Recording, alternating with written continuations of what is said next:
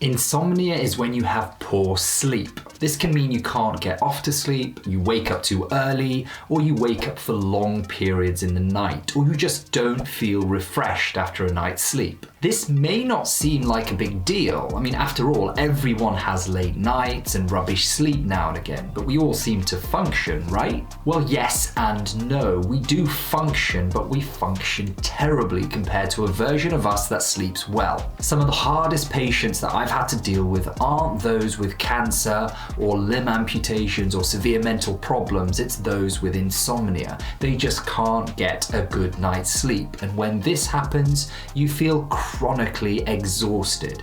You have no interest in usual activities, you have poor concentration and are very irritable. All of these features belong to the core features of depression too. All in all, if your sleep is disrupted, you can't do the everyday things you normally do. Work, exercise, read, relationships, as well or for as long as you normally would. Your quality of life becomes decimated as you start to occupy a land where you're never fully awake and never fully achieving restful and regenerative sleep. Horrible.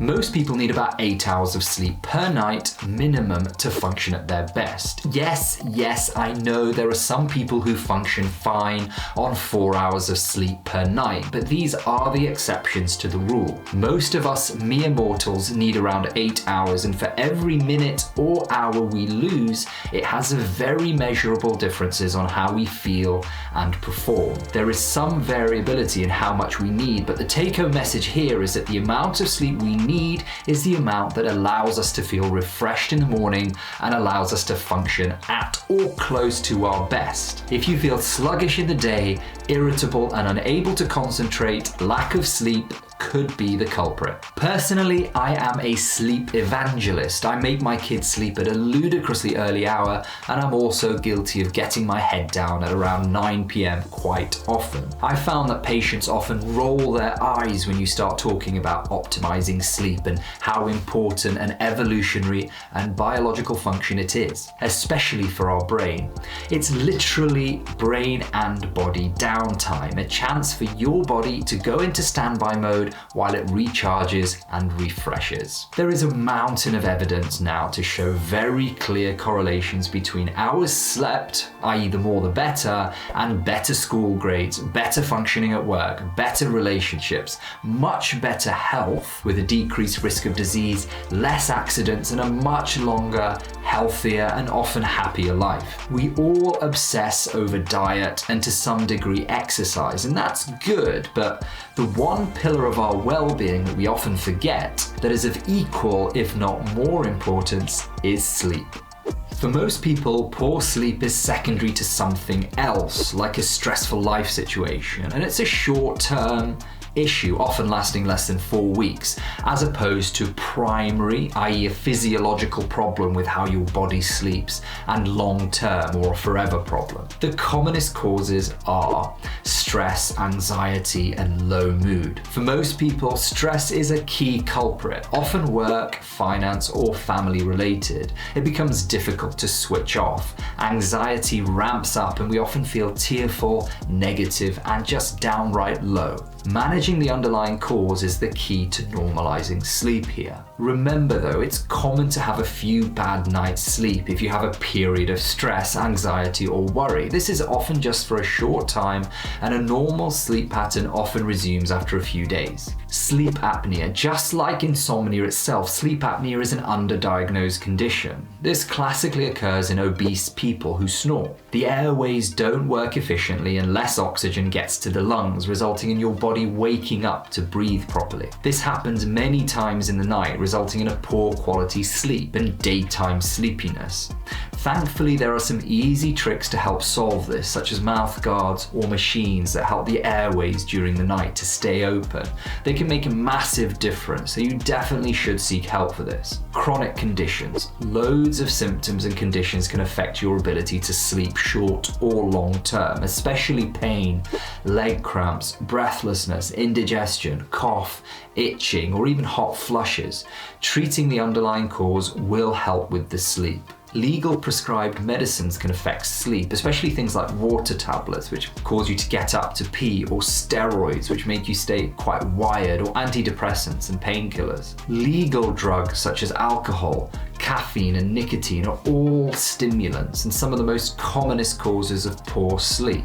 People think alcohol helps them to fall asleep, but it usually breaks the sleep pattern and causes early morning waking. Caffeine is found in tea and coffee, but also some soft drinks, chocolate, and pain relief medications that you can buy over the counter. It has a really long half-life of about 12 hours, which means it stays in the system for ages. So even if you have a cup of tea or coffee in the early afternoon, you'll still have more than half of the caffeine content in your system by bedtime. Nicotine is also a stimulant, and it's found in cigarettes and now even more so in vapes. It's very easy to mindlessly vape before sleep and really ramp up the nicotine component in your body. Illegal drugs also, such as ecstasy, cocaine, and cannabis, also affect normal sleep by just making it very difficult to switch off. Screens are a part of our lives now, and that's not going to change, but it's pretty obvious that spending hours in front of a screen day in, day out, especially before sleep, is just not good for us. Who hasn't checked their phone just before bed to check something quickly, and then 2 hours later you're still there, mindlessly scrolling? Screens emit light, which can confuse our internal body clock, which is regulated by the natural day and night cycle. This is regulated by a hormone called melatonin, which helps us to feel sleepy as it gets darker. Whatever the cause, when people get poor sleep, they often worry about feeling tired the next day, and this often causes a vicious cycle where you become more anxious about not sleeping. You start to clock watch and then have an even more disrupted sleep. Fear not though, there are things you can do to rebalance. Sleep hygiene is just a fancy way of saying tips for sleeping better. Most people that are having problems sleeping want drugs, and they often scoff at doing the basic lifestyle changes that make all the difference. Reduce caffeine. Cut out all food, medicine, and drinks that have caffeine for 6 hours before bedtime. The longer the time before bed, the better, and if you can go cold turkey and remove it completely, even better. The same goes for smoking and for alcohol.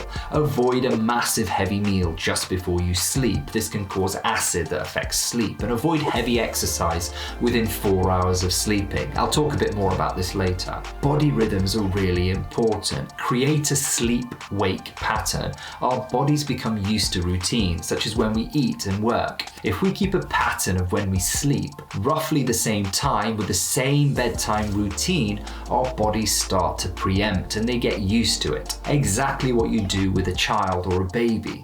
This involves getting up at the same time and avoiding daytime naps too. Have a nighttime routine. Wind down an hour or so before bed, go to bed when you're sleepy, play soft music, have a bath, whatever works for you, but have a routine that you consistently do most, if not all nights. The bedroom should be the sleep sanctuary. It should be the right temperature for you, not too hot or cold, dark. Avoid watching TV there or working in bed, and avoid electronics.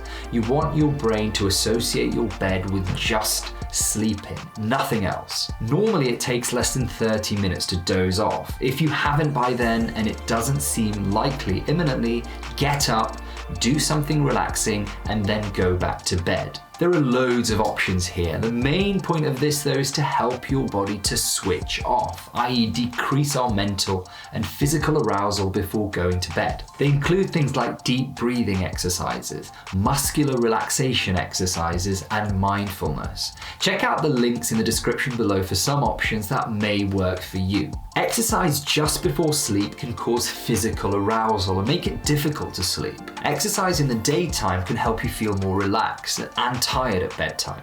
Again, just like relaxation techniques, exercise options are infinite, but the main principle here is to get warm and slightly out of breath for about 30 minutes at least 3 times a week, ideally 5 times. This can be a brisk walk, gardening, or even house chores. This is easier said than done for most people, but if you don't have a strategy or normalize this into your life, then it's unlikely to happen. Start simple and build up. If you don't know where to start, just go for a walk every other day and take it from there.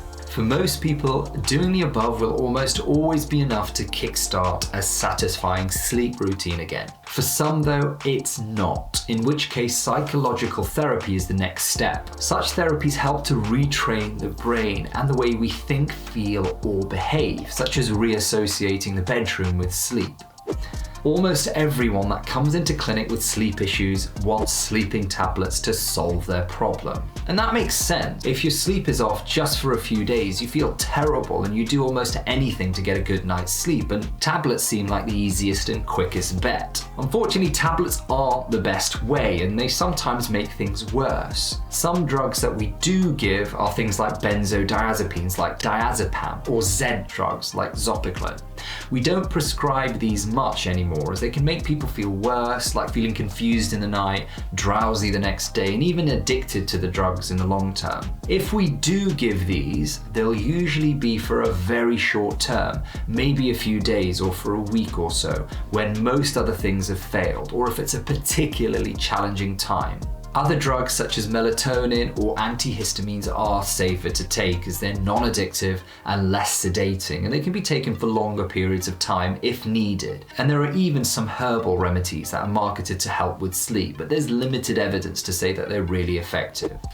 Yes, definitely, as it could be due to something obvious that we can rectify, such as anxiety, depression, stress, night shift working, lifestyle issues, or even medication.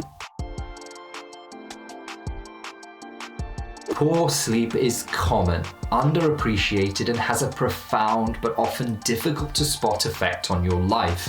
It's just as important as nutrition and exercise.